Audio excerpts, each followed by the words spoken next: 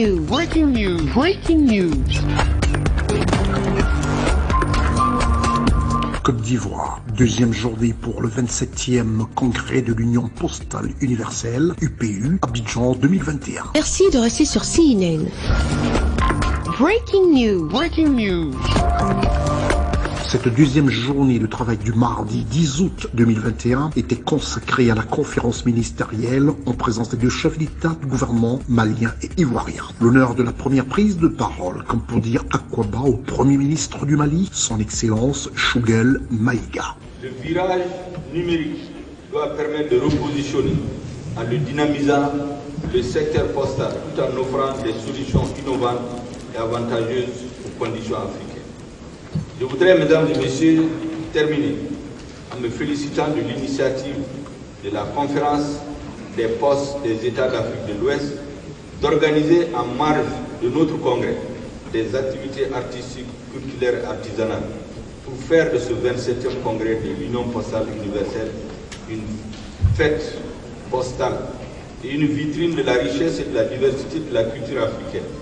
Il est 10h12 lorsque le Premier ministre de Côte d'Ivoire, son Excellence M. Patrick Hachi, chef du gouvernement ivoirien, prend la parole pour situer les enjeux de ce congrès. Après la cérémonie d'ouverture officielle du 27e congrès de l'Union postale universelle, au cours de laquelle j'ai eu l'honneur de représenter son Excellence M. Alassane Ouattara, président de la République de Côte d'Ivoire, j'ai à nouveau le plaisir et le privilège de m'adresser aujourd'hui à l'ensemble des congressistes à l'occasion de l'ouverture de la 3e conférence des ministres des pays membres de l'UPI.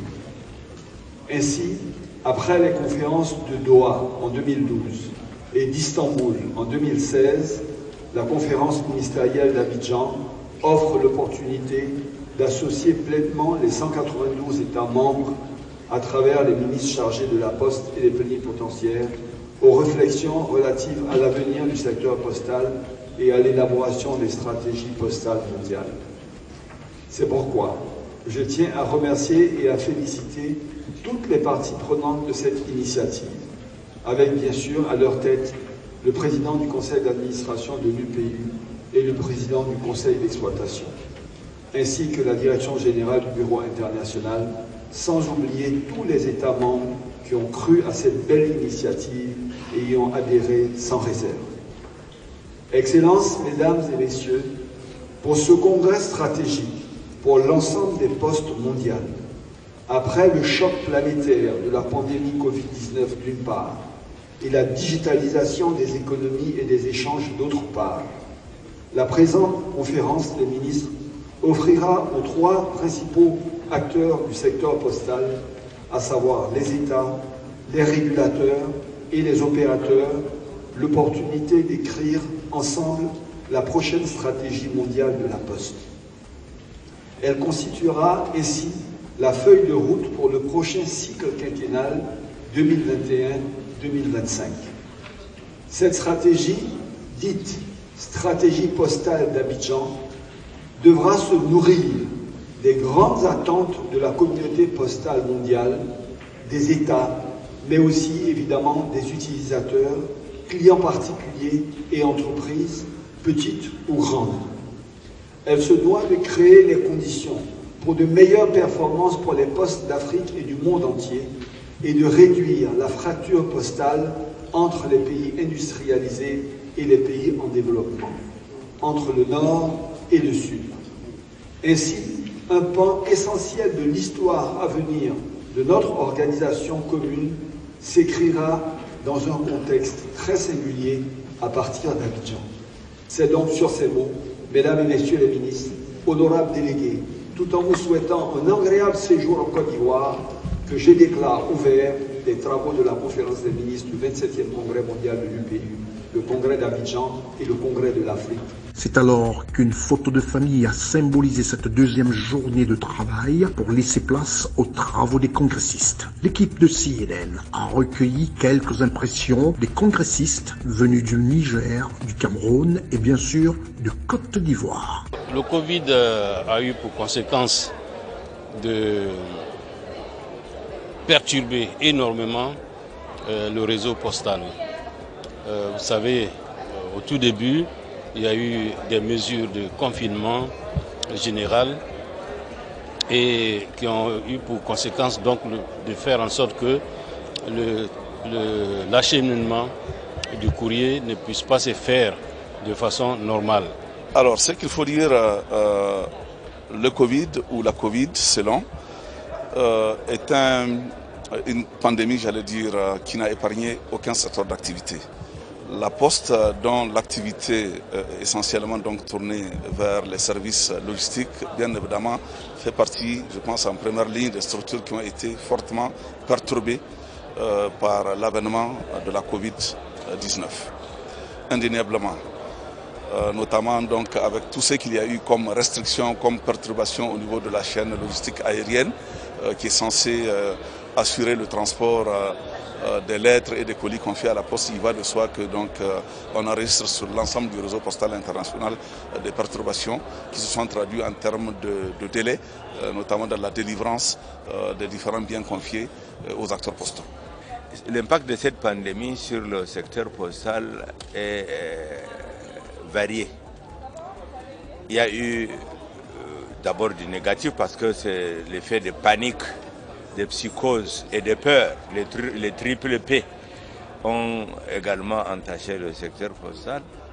Et en cela, il y a eu beaucoup de panique aussi au sein de notre secteur. D'abord pour le personnel. Il fallait déjà se préoccuper de leur sécurité sanitaire, mais également la peur de perdre du trafic et de perdre même notre viabilité économique. Effectivement, parce que nous sommes le secteur postal est un secteur d'offre de services aux citoyens. On transporte des marchandises, des paquets, des biens et de l'information. Alors, quand les affaires tombent, de prime abord, on se rend compte que nous aussi, notre activité, elle bat de l'air. La Poste malienne, il faut le dire parce que nous avons décidé de parler vrai, rencontre beaucoup de difficultés depuis quelques années. Parce qu'il y a une réforme majeure qui avait été souhaitée par les acteurs, les travailleurs du secteur postal, qui n'a pas eu de suite depuis au moins une décennie. J'ai indiqué au ministre en charge de la Poste et au directeur général de la Poste qui l'accompagne qu'une fois rentré au pays, de nous faire des propositions concrètes parce que dans le processus de refondation de l'État malien, toutes les questions qui sont restées en suspens pendant des années, qui n'ont pas eu de réponse, soit par négligence, soit parce que ce n'était pas prioritaire, soit parce que ce n'était pas bien exposé, il faudrait qu'on puisse les regarder en face et autant que c'est nécessaire, les inclure dans les priorités de la transition. Aujourd'hui, aussi bien au Mali que dans le monde entier, on ne conçoit pas un secteur d'activité de façon réaliste où le numérique n'intervient pas. Aujourd'hui, la Poste doit changer de nature. C'est l'un des premiers moyens de communication historiquement. Les lettres aujourd'hui sont remplacées par les mails, les SMS. Et donc ce qui reste, c'est le côté des colis, le côté d'autres formes d'information sur lesquelles la Poste doit se centraliser. Même le colis, il faut numériser tout le processus. Dans les pays où la Poste est en avance, la numérisation permet de réduire de plusieurs fois le temps, l'énergie, les ressources nécessaires pour envoyer un colis d'un point à l'autre de la planète. Et donc, la numérisation ou la digitalisation, comme vous le dites, constitue des impératifs aujourd'hui si l'on veut avoir un secteur postal digne de ce nom. Notons que ce congrès UPU Abidjan 2021 est déjà une réussite avec ce fort taux de participation malgré la Covid-19 dont les mesures barrières sont respectées.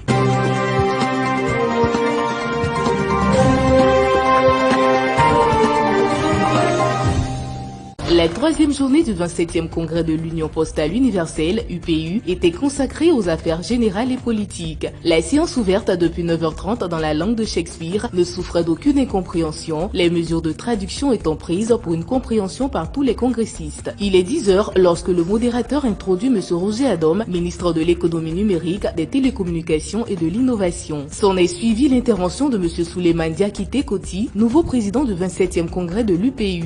Il est 10h09 lorsque l'insigne honneur revient au directeur général du Bureau international de l'UPU, M. Bichar Abdirahman. 10h26, le secrétaire général adjoint de l'UPU, M. Pascal Clivaz, la vice-présidente du 27e congrès de l'UPU, originaire de la République de Roumanie, s'est exprimée pour remercier la Côte d'Ivoire pour l'organisation exemplaire de ce congrès, suivi dans le même élan du délégué des Émirats arabes unis. Il est 10h45, le moment du vote pour la désignation des présidents et vice-présidents des commissions du 27e congrès, ainsi que la désignation des membres des commissions restreintes. 30 minutes à peine auront suffi pour ce moment de vote et faire place aux différents délégués pour des prises de parole respectives. Donc l'essentiel du contenu était leur satisfaction tant de l'accueil que de l'organisation de ce 27e congrès Abidjan 2021, pour ne citer que Maroc, Sénégal, Niger, Brésil, Burundi, Aruba, Burkina Faso, USA, Salvador, Venezuela, Mali, Côte d'Ivoire. Lorsque cette pandémie est arrivé,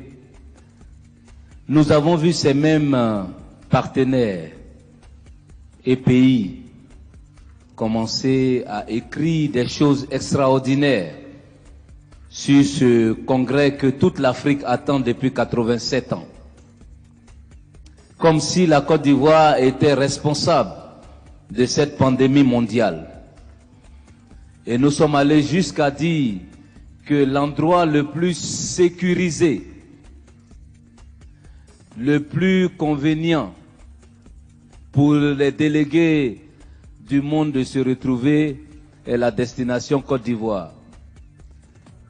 Des experts nous ont fait croire que la destination Genève était la meilleure ou bien une des options à privilégier. Alors que c'était la destination, ou du moins c'est une destination qui jusqu'à aujourd'hui est une destination à risque en termes de pandémie. On nous a mis des jalons et des conditions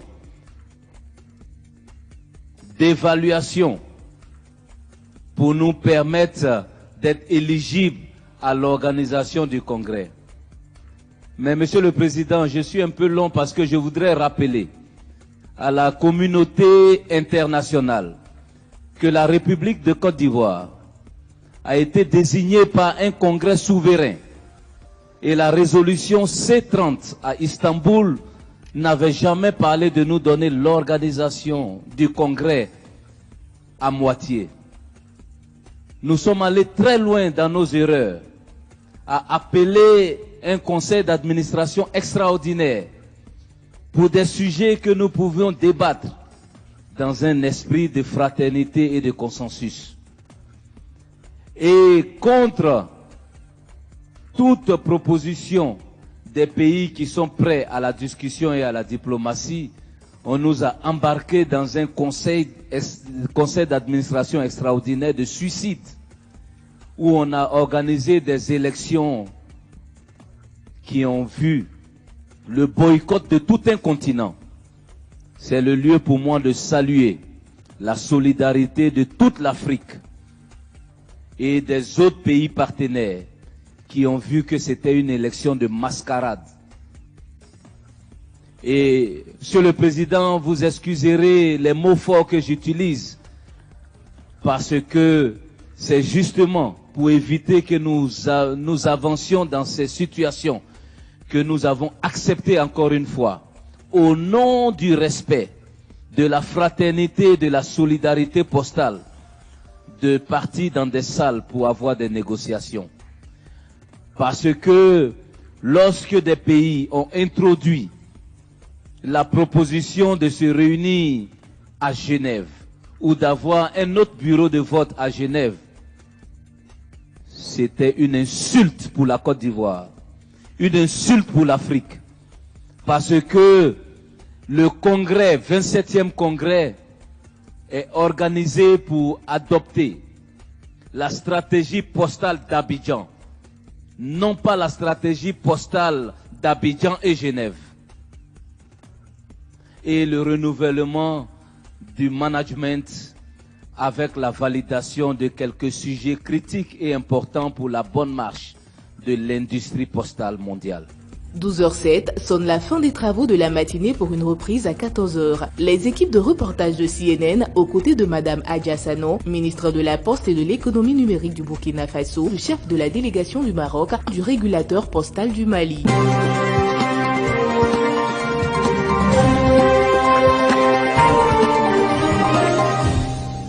L'État de Côte d'Ivoire a procédé au lancement du programme d'urgence de réhabilitation des établissements de formation en Côte d'Ivoire. La première étape de ce programme concerne 3 établissements dans le lycée technique d'Abidjan, ainsi que le lycée technique de Yopougon, ainsi que le lycée professionnel et commercial de Yopougon. Construits en 1959, les bâtiments et les salles d'apprentissage du lycée technique d'Abidjan commencent à subir les effets de la vieillesse. Le lycée technique de Yopougon, ainsi que le lycée professionnel et commercial de Yopougon, affichent aussi le même niveau de délabrement, de quoi susciter un plan d'urgence de rénovation et de modernisation des 10 lycées. Les travaux vont consister à une réhabilitation profonde, depuis le plafond, la charpente, le carrelage, la peinture, les aluminiums et même les portes en bois, tout va être repris entièrement. Et par la suite, aussi tout ce qui est plomberie sanitaire, tout ce qui est électricité va être revu pour donner quand même un cadre de vie confortable à nos étudiants. Sinon, pour la rentrée, les étudiants pourront rentrer dans les salles de classe entièrement rénovées. En sus des réhabilitations des salles de cours, les salles d'apprentissage seront dotées de nouveaux équipements à la pointe de la technologie. Ceci atteste la volonté de l'État à bâtir un capital humain compétent et adapté aux besoins du marché de l'emploi. Une cérémonie conduite par M. Kofi Guessan Lataille, ministre de l'enseignement technique, de la formation professionnelle et de l'apprentissage. Il s'agira, à mon sens, d'avoir les établissements les mieux tenus, des établissements qui attirent et qui inspirent aussi confiance. Et il faut mettre les enseignants dans de bonnes conditions de travail, d'apprentissage. L'idée, c'est progressivement d'avoir la réhabilitation de tout le dispositif existant actuellement et de voir aussi avec l'appui de l'État et de nos partenaires comment nous allons reconstruire encore des lycées techniques et professionnels dans les différentes régions du pays. Après Abidjan, ce vent de rénovation va s'étendre dans l'intérieur du pays.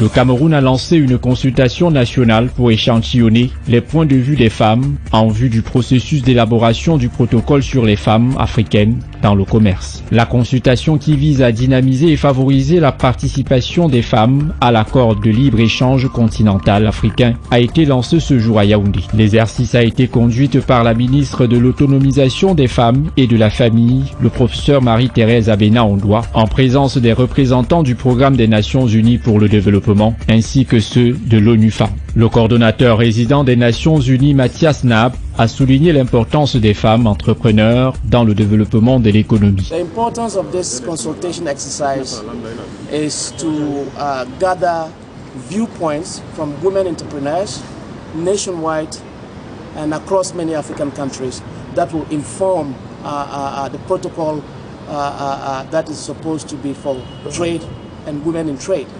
Now, it is important because Cameroon plays an important role in the region, and we know what Cameroonian women are made of. They are also an important part of the economy of this country. So this consultation today is to gather and synthesize the viewpoints of all these women entrepreneurs, see to agree on opportunities and challenges that will feed into this protocol.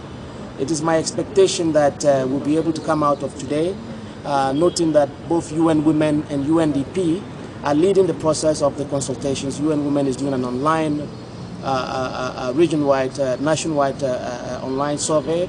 UNDP is doing nationwide consultations, and we will then synthesize all these viewpoints today and tomorrow that will feed into that protocol. Pour la ministre de la Promotion de la Femme et de la Famille, Marie-Thérèse Abena Ondoa, ce projet est une action qui contribuera à réduire les inégalités subies par les femmes en matière de commerce transfrontalier. L'importance de cet exercice de consultation est donc de recueillir les points de vue des femmes entrepreneurs à l'échelle nationale et dans de nombreux pays africains qui éclaireront le protocole censé valoriser la place des femmes dans le commerce. Le Cameroun est sur la bonne voie.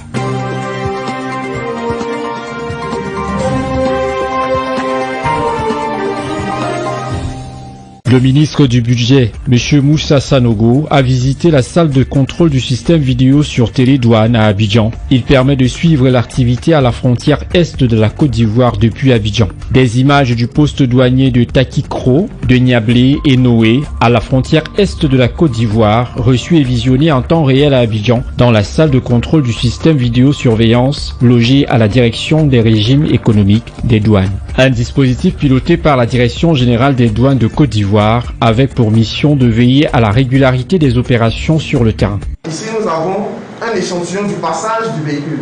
Ce logiciel-là nous donne la possibilité d'avoir un cliché, la plaque d'immatriculation, toutes les informations sur le véhicule, ainsi qu'une courte vidéo qui montre le passage du véhicule. Est-ce que nos agents de Takikro m'entendent? Un mécanisme de contrôle, de sécurisation et de modernisation des recettes douanières. C'est un projet qui nous tenait à cœur, de pouvoir doter nos frontières du système de vidéosurveillance. Ça nous permet d'avoir l'exhaustivité de l'information, ça nous permet d'avoir suffisamment d'éléments pour faire des investigations douanières et in fine, ça permet quand même de renflouer les caisses de notre État. Nous avons vu un système performant avec des écrans de haute résolution et d'une grande précision qui permettent à partir d'Abidjan d'avoir au détail près ce qui se fait à la frontière à Takikro ou à Niablé et donc d'être certain en tout cas de la bonne information et de la façon dont nous on peut s'assurer que les déclarations qui nous ont été faites sont les bonnes ou bien si on a besoin de poursuivre certaines personnes, d'avoir les éléments pour pouvoir les confondre. En phase d'expérimentation à la frontière est de la Côte d'Ivoire, le projet de vidéosurveillance devra s'étendre sur tous les postes limitrophes.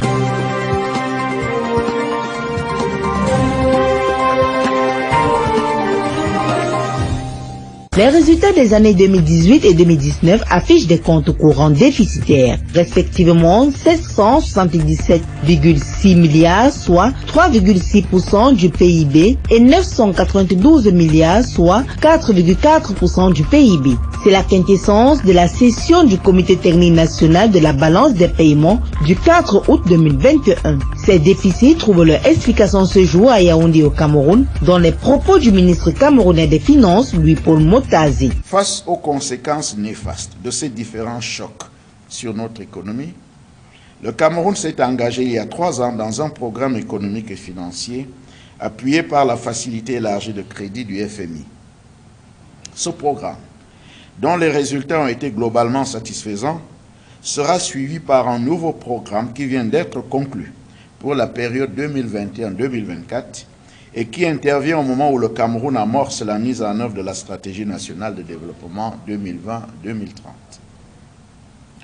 Comme nous le savons tous, un des volets essentiels des objectifs fondamentaux visés par ces programmes et stratégies de développement porte sur le redressement du déséquilibre extérieur de notre économie. Bien évidemment, la réalisation de ce volet essentiel assez contraignant passe inéluctablement par la mise à la disposition des administrations et des différents partenaires nationaux et internationaux de données fiables pour leur permettre de jouer leur partition respective. Pour les administrations, il est question de produire et de leur fournir des balances de paiement trimestrielles, au plus tard 90 jours après la fin du trimestre, pour le suivi de la conjoncture économique et l'élaboration des documents économiques et financiers qui accompagnent la loi des finances. Ces informations sont également indispensables pour les études et analyses sectorielles ainsi que l'élaboration des stratégies de développement. Pour les partenaires au développement, ces informations sont sollicitées, entre autres, pour le renseignement de leur plateforme de données. C'est le cas notamment de la Banque mondiale et de la Banque africaine de développement. Ces données sont sollicitées également par les agences de notation pour leurs travaux, par les administrations sous-régionales, dans le cadre du dispositif de surveillance multilatérale et par le Fonds monétaire international dans le cadre du suivi du programme économique et financier. Devant un parterre de personnalités, le chef de ce département ministériel définit la balance de paiement comme outil permettant d'évaluer les relations économiques qui existent entre le Cameroun et le reste du monde. D'où l'ouverture du pays à l'économie mondiale qui se justifie par l'adhésion à l'OMC. Le patron des finances camerounais rappelle le rôle qu'a joué le déficit structurel dans le cadre de la stratégie de développement 2020-2030. Dans un contexte d'ouverture de notre pays à l'économie mondiale, se traduisant par l'adhésion à l'OMC, Organisation mondiale du commerce, les multiples accords de coopération signés par notre pays et plus récemment encore la signature des APE et de la ZLECAf, il est impératif d'avoir constamment un regard analytique et évaluatif de nos rapports avec nos partenaires bilatéraux et multilatéraux dans le but de les améliorer et d'en tirer le meilleur parti. À titre de rappel, c'est le déficit structurel de notre balance commerciale, principal composant de notre balance des paiements, qui a conduit, dans le cadre de la stratégie nationale de développement 2020-2030, la SND 30, à considérer la transformation structurelle et la politique d'import-substitution comme les plus à même de nous permettre de réduire la dépendance et la fragilité extérieure de notre économie. Face à ce déséquilibre des comptes extérieurs, les membres du gouvernement ont pris des mesures, notamment les mesures d'ajustement de court terme dans le cadre des programmes économiques et des mesures structurelles de long terme qui rentrent dans le cadre de la stratégie nationale de développement 2020-2030.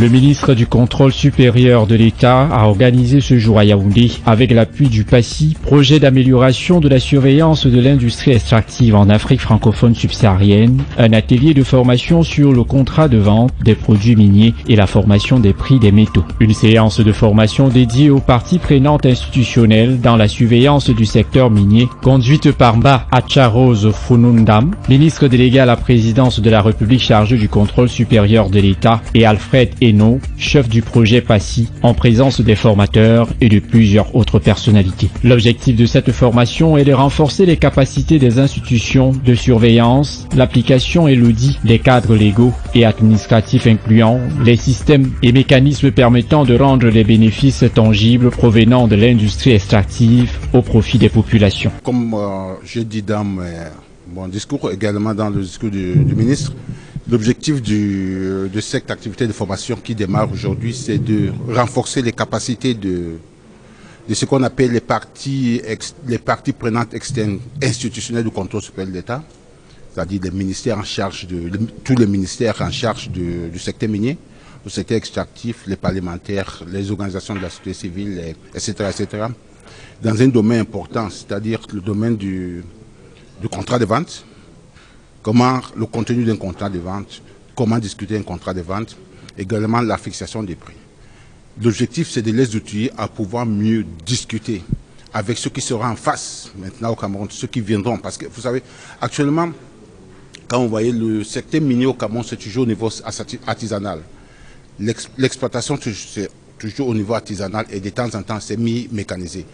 Mais on va arriver à la phase industrielle, c'est-à-dire l'exploitation industrielle. Là, on aura en face, ils auront en face le personnel de nos administrations, le personnel de nos administrations, en face des personnes beaucoup plus outillées, avec lesquelles ils vont discuter et élaborer et arrêter les contrats de vente, les contrats de miniers, etc., etc. Donc, il est utile pour nous de développer, les aider à développer les compétences pour pouvoir mieux faire le travail et mieux discuter avec ceux qui seront en phase 2. Au sorti de cette formation, les vérificateurs ainsi que les différentes parties prenantes du secteur minier devront être capables de négocier un contrat de vente des produits miniers et de maîtriser la fixation des prix des métaux. Une série de formations qui, pour la ministre, viendra permettre à ce secteur de se perfectionner afin de répondre aux besoins économiques du pays et se hisser aux standards internationaux. Cette formation fait partie d'une série de formations qu'on livre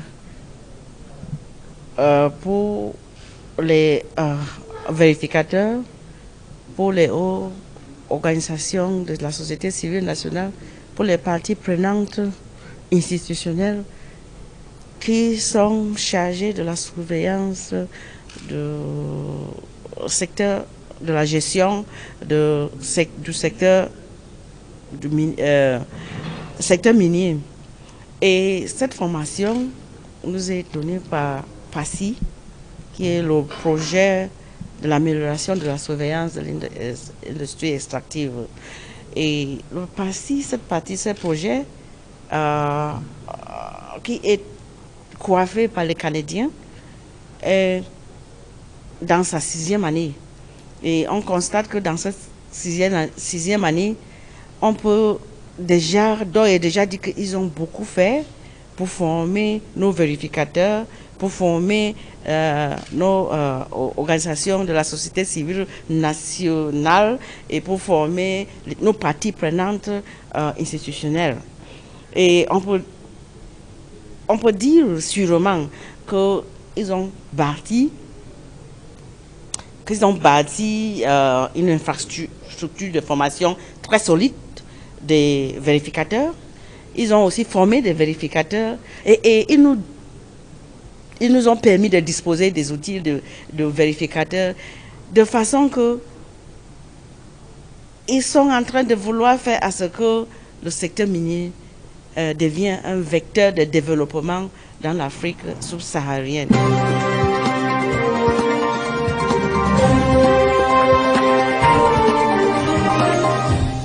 C'est avec la coupure de ce ruban que le ministre de la Communication René Emmanuel Sadi, accompagné de ses collègues du gouvernement, a donné le ton de l'ouverture de ce 10e salon de l'action gouvernementale au Palais des Congrès de Yaoundé. Du document stratégique pour la croissance économique à la stratégie nationale de développement 2020-2030, quelle perspective pour le Cameroun, thème retenu pour l'événement. Cette 10e grande messe des organisations du secteur public et privé dont regorge le Cameroun était globalement axée sur la vulgarisation auprès des populations, des partenaires au développement et autres administrations de la stratégie nationale de développement dans tous les secteurs de la vie de la nation. Le salon de l'action gouvernementale qui nous rassemble ce jour souffle cette année, pour ainsi dire, sur sa 10e bougie.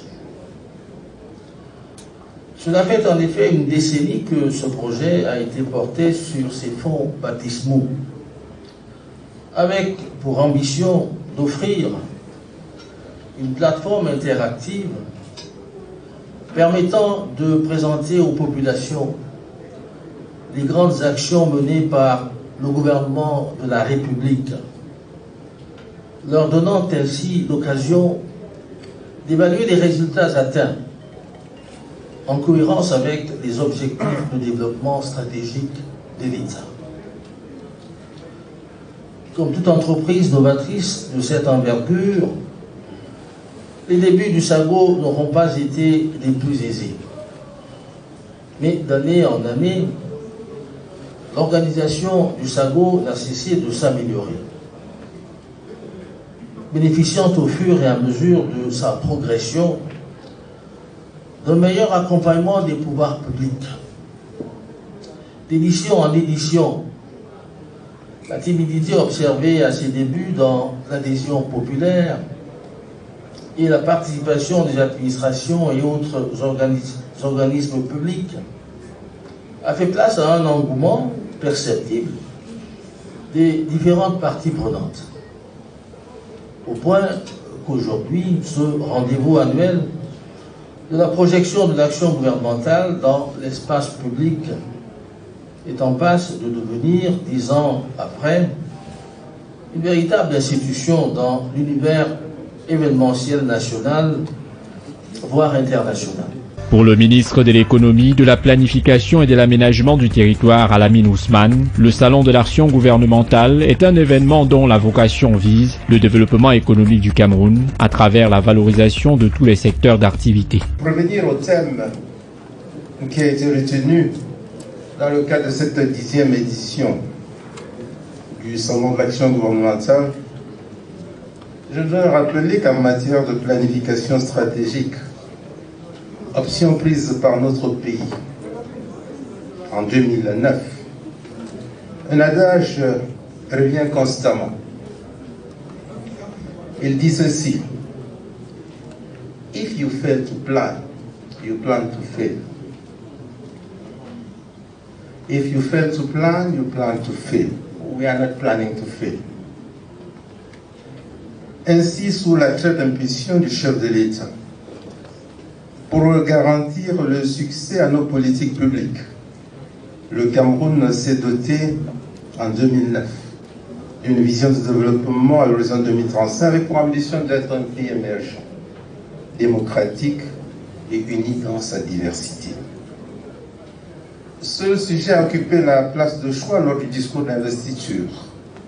Le 6 novembre 2018, du président de la République, son Excellence Paul Biya, qui a invité l'ensemble des Camerounais à faire de l'émergence une cause nationale en déclarant, je cite, « L'objectif de l'émergence doit être érigé en grande cause nationale qui mobilise l'ensemble de nos concitoyens afin de faire du Cameroun un pays moderne et socialement avancé. » Fin de citation. Le SAGO 2021 a accueilli près de 300 exposants des secteurs publics et privés, 12 conférences publiques, notamment celle de la Sodecoton, qui a permis aux visiteurs de toucher du bout des doigts la réalité de cette entreprise et de comprendre le rôle joué par celle-ci dans la stratégie nationale de développement. Et le maillon huilerie n'est pas le maillon faible. Aujourd'hui, on est en train d'aller vers cette certification avec la partie management de la qualité qui doit être prise en compte.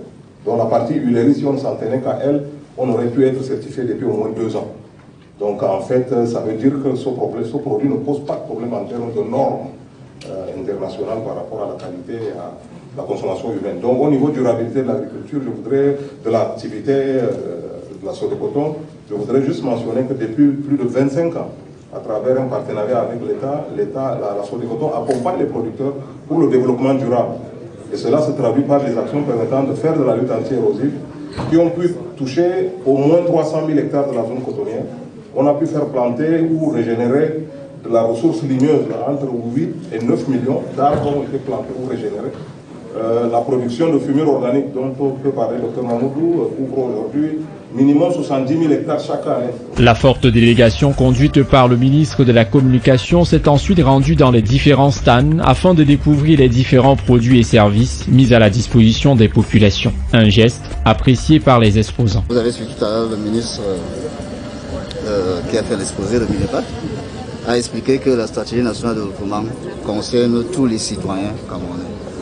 Nous avons d'ailleurs demandé, nous avons dit que nous souhaitions qu'ils viennent faire un exposé à l'ENAM, à l'endroit de nos apprenants. Parce que toutes les activités qui sont menées ici concernent le développement du Cameroun. Alors le développement du Cameroun, tous les citoyens doivent se sentir concernés. Voilà ce qui justifie la présence de l'ENAM aujourd'hui. Lorsque nous formons des hauts cadres de l'administration, lorsque nous formons les futurs fonctionnaires, quel est l'objectif final? C'est pour que ceux-là, quand ils sont sur le terrain, qu'ils fassent le travail qu'on leur demande, c'est-à-dire ramener le Cameroun vers l'émergence. C'est de ça qu'il s'agit. Donc tous nos fonctionnaires doivent être imprégnés des réalités du Cameroun, doivent être imprégnés de tout ce qui est proposé et surtout être imprégnés de ce que la hiérarchie attend d'eux. Aujourd'hui, nous sommes passés du SCE à la stratégie nationale de développement. Ils doivent pouvoir s'en imprégner et pouvoir être des vrais fonctionnaires demain, des fonctionnaires du développement. Le café et le cacao ont toujours apporté. Avant le pétrole, il y avait cacao, café au Cameroun. Et certainement après le pétrole, il y aura cacao, café. Et désormais, on va, en plus de la production, on va vers la transformation pour la valeur ajoutée, comme disait le discours du ministre du plan de l'économie. Le salon de l'action gouvernementale se veut une vitrine de vulgarisation des politiques publiques nationales et une plateforme d'échange pour de nombreuses entreprises. L'objectif étant de faire savoir ce que l'on sait bien faire au grand public. Il s'agit d'une nouvelle dynamique qui met l'avenir sur le développement structurel du pays.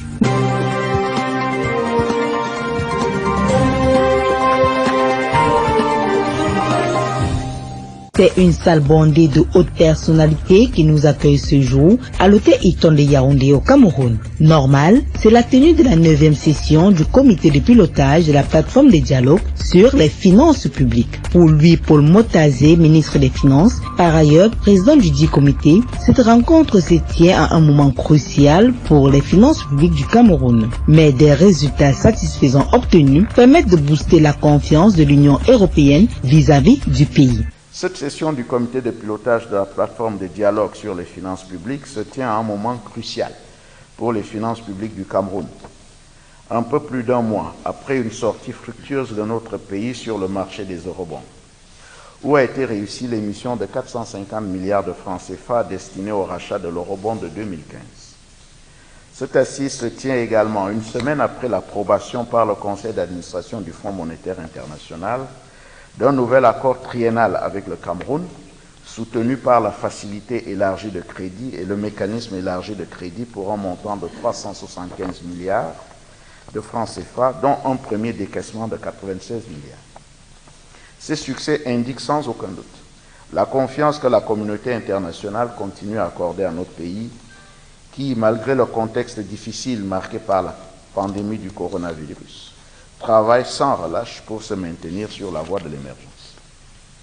En effet, plus d'un an et demi après l'apparition du coronavirus, le Cameroun, comme les autres pays du monde, vit au rythme des rebondissements de cette pandémie, qui, en plus de ses conséquences sanitaires, impacte très négativement les économies et par ricochet les conditions sociales des populations. Pour rappel, le Cameroun a déjà connu 2 grosses vagues de cette maladie, intervenues entre les mois de mars et juin des années 2020 et 2021, avec un bilan à ce jour d'environ 82 100 cas de contamination et 1334 décès. Si ces statistiques semblent enviables comparées à d'autres, le gouvernement reste néanmoins conscient que la pandémie est loin d'être terminée. Les 3e et 4e vagues, qui ont cours en ce moment dans certaines parties du monde et même en Afrique, présagent déjà des problèmes à venir qu'il faut, comme par le passé, anticiper.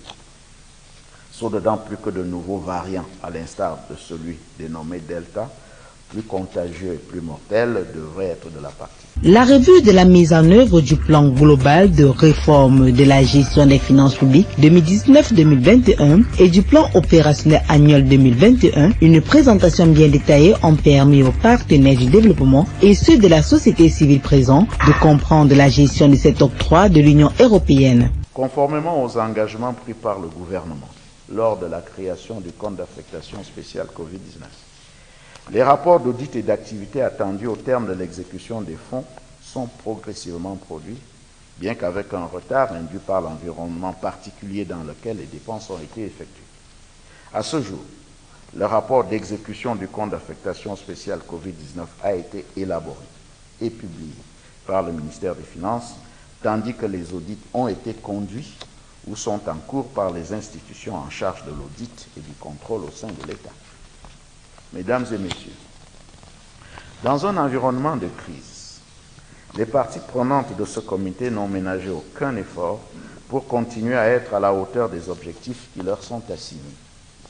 À titre d'exemple, au niveau de la mobilisation des recettes, l'accélération de la dématérialisation des procédures fiscales dans un environnement de distanciation sociale a permis le recouvrement de 2 560 milliards à fin décembre 2020, en dépassement de 185 milliards par rapport à l'objectif révisé de 2 374 milliards, soit un taux d'exécution de 107,8%.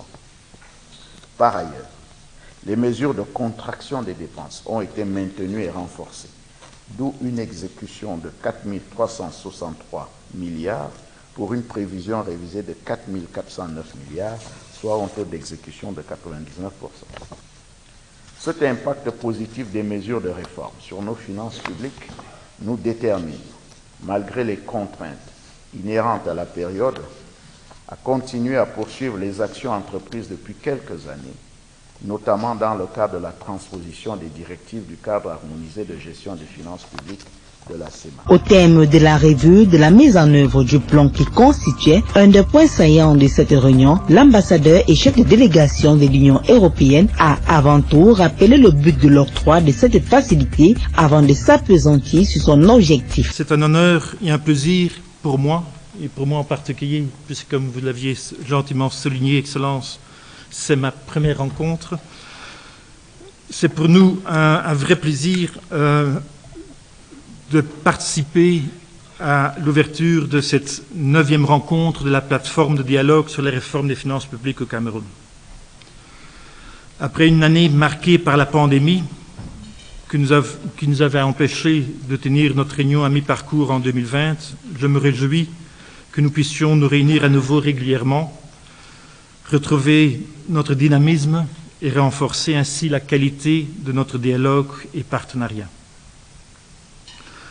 Permettez-moi aussi, Excellences, de féliciter les autorités pour l'approbation par le Conseil d'administration du Fonds monétaire des accords triennaux au titre de la facilité élargie de crédit, du mécanisme élargi de crédit à hauteur de 175% de la quote-part du pays pour accompagner votre programme de réforme économique et financière. Les critiques apportées pendant les exposés ont permis sans doute de lever plusieurs zones d'ombre tant dans l'appréhension du concept du partenariat public-privé que dans les évolutions. Celles-ci doivent être apportées à son cadre juridique et réglementaire pour une application avantageuse pour le budget de l'État et un financement optimal de la nouvelle stratégie nationale de développement SND 30.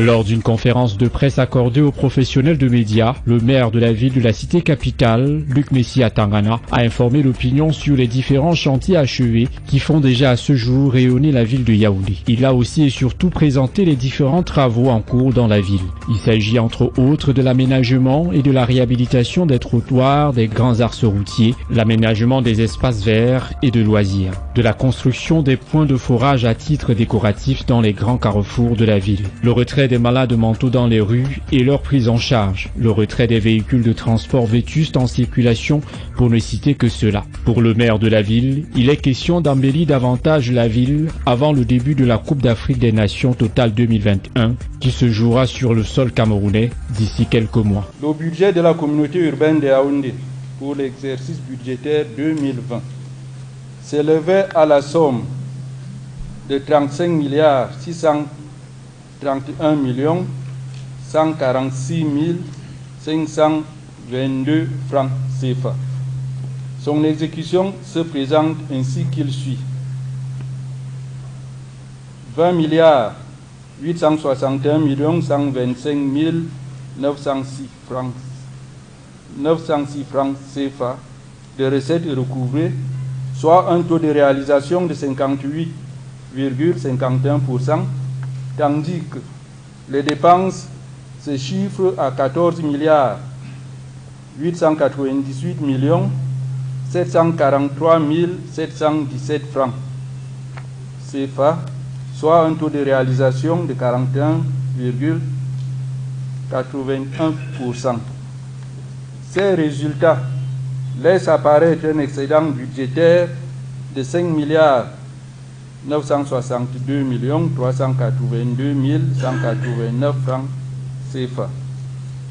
Les recettes se décomposent en recettes de fonctionnement à hauteur de 18 milliards 636 125 906 francs CFA, soit 89,33% des réalisations de l'exercice, et en recettes d'investissement d'un montant de 2 milliards 225 millions de francs CFA, représentant 10,67% des réalisations de l'exercice. Luc Messia Tangana a également invité les populations de la ville de Yaoundé à veiller au respect de la propreté dans leurs quartiers respectifs. Pour consommer l'excédent budgétaire de 5 milliards 962 millions 382 189 francs CFA dégagés du budget 2020, je vous propose une délibération relative au plan de campagne additionnel, plan de campagne de 2021 additionnel, pour certains travaux d'intérêt communautaire qu'il convient d'exécuter et dont certains sont déjà en cours d'exécution. Il s'agit notamment de la construction d'une extension de l'hôtel de ville de Yaoundé, annexe numéro 2, La maîtrise du gros œuvre de cette construction, la construction d'un bâtiment à usage commercial en ciment toit au lieu dit Ebom, la construction d'un restaurant au carrefour 3 statues à Olezoa, la première phase du projet d'installation d'un réseau d'éclairage public par lampadaires solaires interconnectés, la construction des fontaines dans certains carrefours de la ville de Yaoundé avec système de jet d'eau lumineux et à l'entrée secondaire de l'hôtel de ville de Yaoundé. Le ton est donc donné pour faire de la ville de Yaoundé un cadre propre et accueillant où il fait bon vivre. Merci d'être sur CNN, la télévision autrement. Les programmes se poursuivent. Retrouvez en ligne toute l'info en continu sur CWeb Info, 100% info, non-stop.